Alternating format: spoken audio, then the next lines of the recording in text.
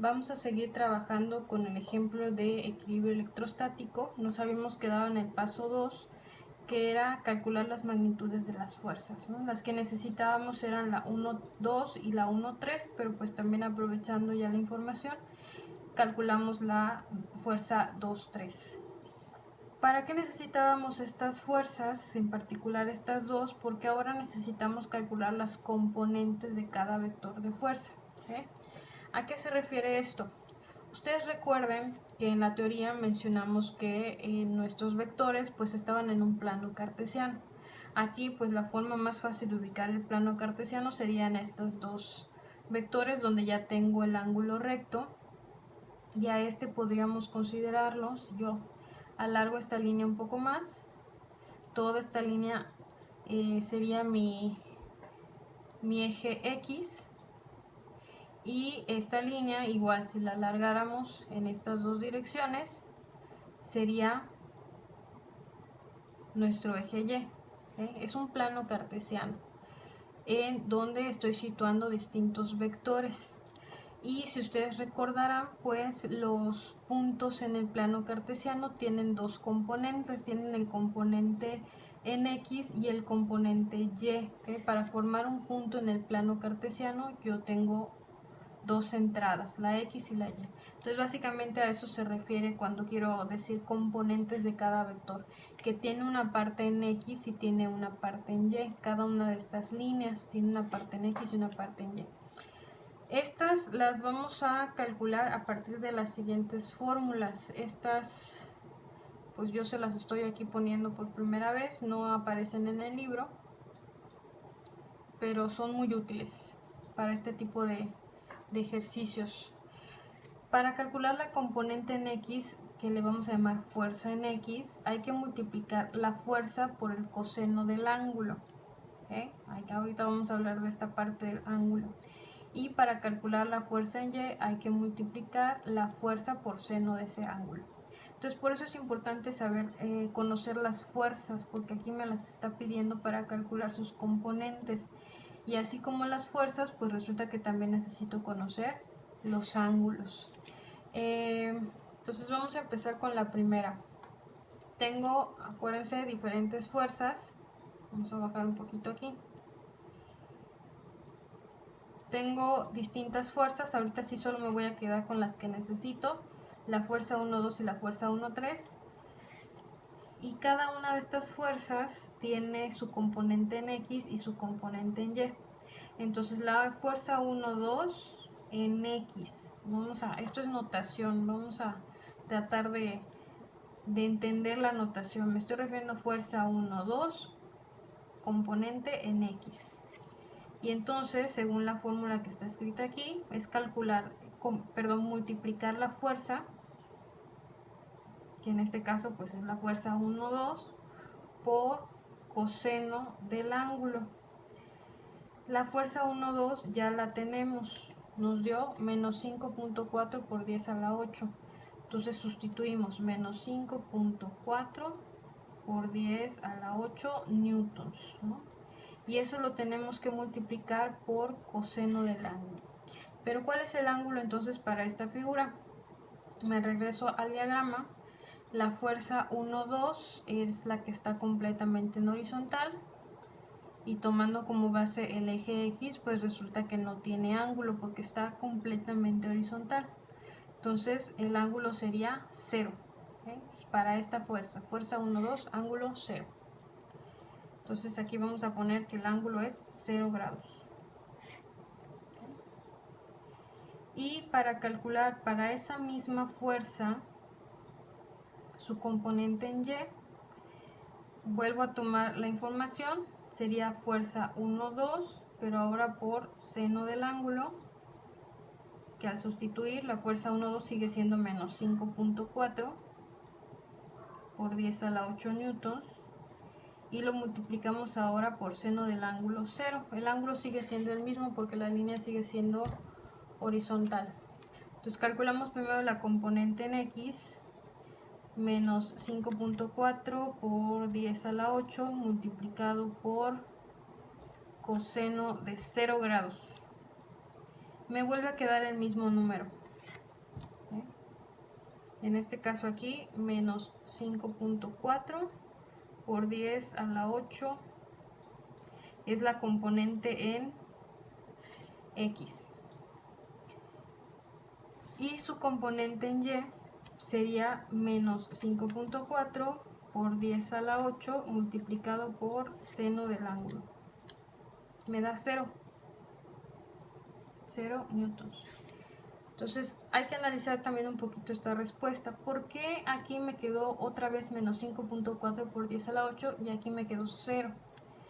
Porque la fuerza 1, 2 en general, la fuerza 1, 2 es una línea completamente horizontal que está sobre el eje X. Entonces tiene sentido que obtengamos el resultado de la componente en X igual, pero no tiene componente en Y porque este vector que está aquí no tiene un ángulo ni hacia arriba ni hacia abajo de ese vector, entonces en Y vale 0, se queda sobre el eje X.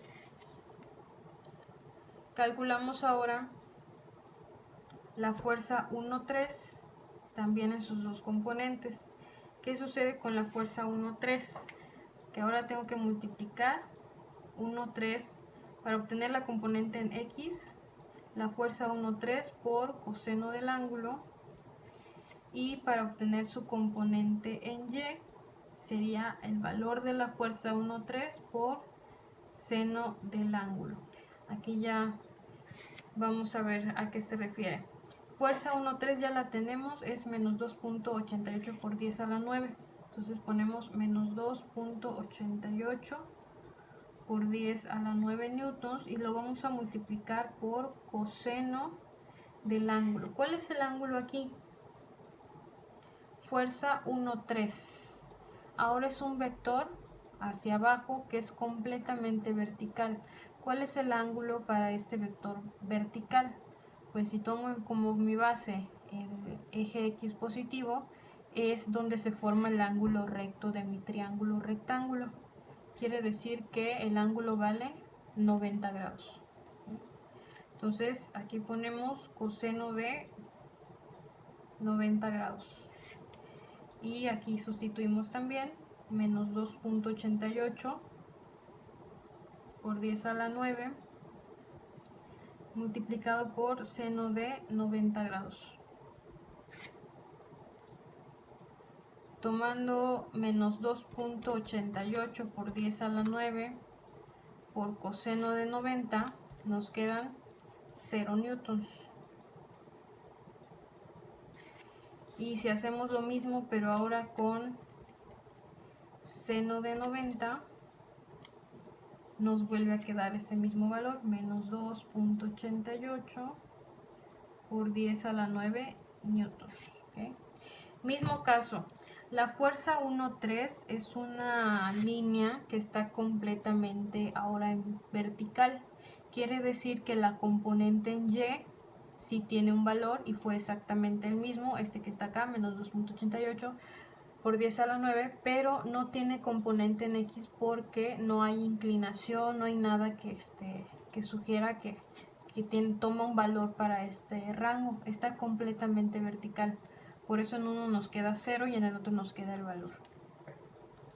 No siempre sucede así. En este tipo de ejemplos donde estamos empezando, pues sí sucede de esa forma. Pero no siempre nos da 0 en alguno de ellos. Entonces ya tengo todas las componentes de cada vector de fuerza, en este caso de los que me interesa, porque recuerden que estamos interesados en obtener la fuerza sobre Q1. Entonces tengo aquí fuerza 1, 2 en X, 1, 3 en X, fuerza 1, 2 en Y y 1, 3 en Y. ¿Okay? Ya tengo ahora las componentes de cada vector de fuerza. Tienen ahí las fórmulas también. Siguiente paso, vamos a sumar los vectores componentes, tanto los de X como los de Y. Y a eso le vamos a llamar fuerza resultante en X. Todas las de X. Por eso las puse aquí en una misma columna. Todas las de X pues son estas dos. tendríamos que sumar los menos 5.4 por 10 a la 8 más el 0 newton de aquí. ¿Okay?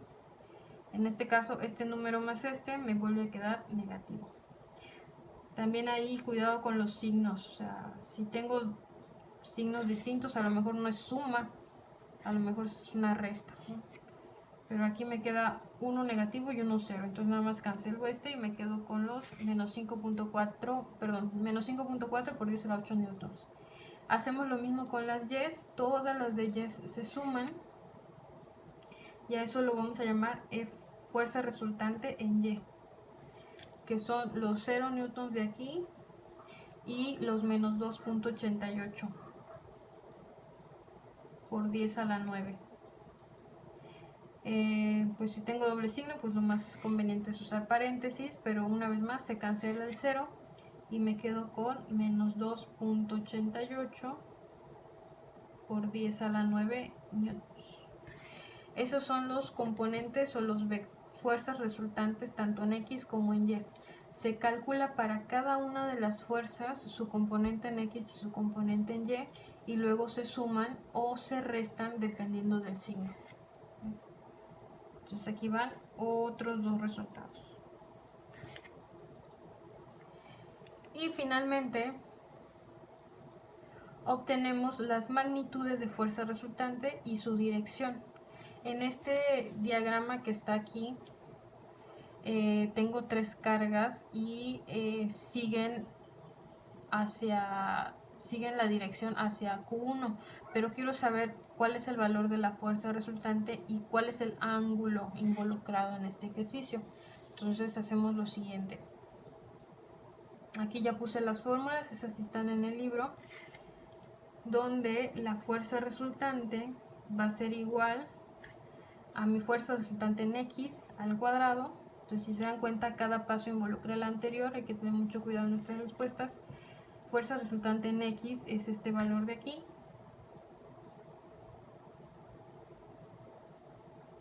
va al cuadrado, más ahora la fuerza resultante en Y, que es esta de aquí,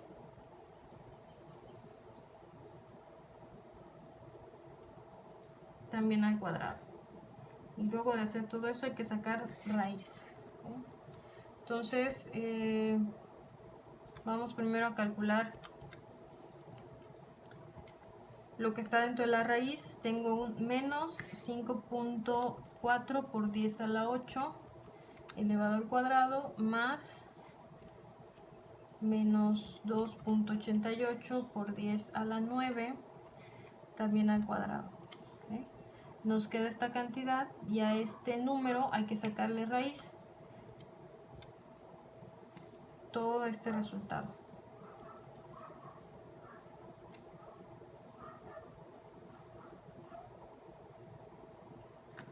Newtons. 2.930.187.707 newtons es el valor de la fuerza resultante. Lo podemos redondear, vamos aquí a dejarlo con 2 decimales, esto sería más o menos 2.9 por 10 a la, aquí son 3, 6, 9 exactamente, aquí pondríamos el punto, por 10 a la 9 newtons. Aproximadamente el valor de la fuerza resultante, y su dirección se refiere al ángulo con el que estaría inclinado nuestro vector de fuerza resultante. La fórmula es tangente inversa del valor de la fuerza resultante en Y, que son los menos 2.88 por 10 a la 9, este número que está aquí, entre el valor de la fuerza resultante en X, que es este de aquí, por 10 a la 8. Entonces aquí voy a ir primero a calcular lo que está dentro del paréntesis, menos 2.88 por 10 a la 9 entre menos 5.4 por 10 a la 8. 5.33 aproximadamente. Calculamos la tangente inversa de ese número y nos queda un ángulo de 79.4 grados. Es positivo, porque podría quedar negativo. Entonces aquí tenemos los dos resultados más importantes de este trabajo. Hay una fuerza resultante. Tengo 3 cargas y las 3 cargas tienen distintas fuerzas. Pero si las sumo todas, que no es de manera directa, sino hacer todo el proceso que acabamos de hacer, nos da una fuerza resultante de aproximadamente 2.9 por 10 a la 9 newtons. Y la fuerza resultante pues viene a ser un vector. Y ese vector tiene un ángulo de inclinación de 79.4 grados. Por último voy a regresarme al diagrama que teníamos aquí para denotar ese vector. 79.4 grados fue la dirección que tomaba el vector. Si aquí tengo 90, pues 79.4 estaría un poquito antes. Aquí lo voy a hacer nada más de forma como bosquejo, no es exactamente esta línea, pero digamos que aquí podemos situar un vector cuyo ángulo, a ver dónde, ya no alcanza aquí, cuyo ángulo, esto de aquí, es una abertura de 79.4 grados. ¿Okay? Ese es el vector resultante. Y la fuerza, acuérdense que la carga es sobre Q1, entonces la flechita iría hacia acá. Esta flechita tiene una fuerza, a la que llamamos fuerza resultante, de aproximadamente 2.9 por 10 a la 9 newtons. ¿Okay? Este es el resultado gráfico de lo que sucede con toda la información que he mencionado en estas sesiones. ¿Okay? Es bastante, pero pues ahora sí que ya no nos queda mucho por ver. Hay que repasar estos temas con ejercicios que van a ir ustedes haciendo. ¿Cómo queda de manera general siguiendo los pasos de estos ejercicios? Les voy a dar una información que involucra cargas de este tipo para que puedan seguir los pasos exactamente como se menciona aquí. Que tengan diferentes cargas, diferentes distancias, a lo mejor calcular una distancia por ahí, pero los pasos son: primero hay que dibujar el diagrama. ¿Okay? En este caso estamos manejando diagramas en forma de triángulo rectángulo porque hay muchísimas otras formas de manejar estos diagramas. Segundo, hay que obtener las fuerzas a través de la ley de Coulomb, y para hacer eso necesito conocer toda la información acerca de cargas y distancias. Tercero, a través de calcular las fuerzas puedo calcular los componentes de cada vector de fuerza. Necesito conocer las fuerzas del paso 2 para poder hacer el paso 3. Una vez calculadas las componentes de cada vector, se suman, ya sea las de X o las de Y, se suman todas, dependiendo del signo podría ser una resta, para obtener fuerzas resultantes en X y fuerzas resultantes en Y. Y por último, se obtiene la magnitud de la fuerza resultante a través de esta fórmula y su dirección. Estos son los valores que gráficamente involucran, pues, si es una fuerza resultante, es un vector nuevo. Gráficamente involucran este vector que, pues, obviamente el dónde lo voy a situar va a depender del ángulo que haya obtenido.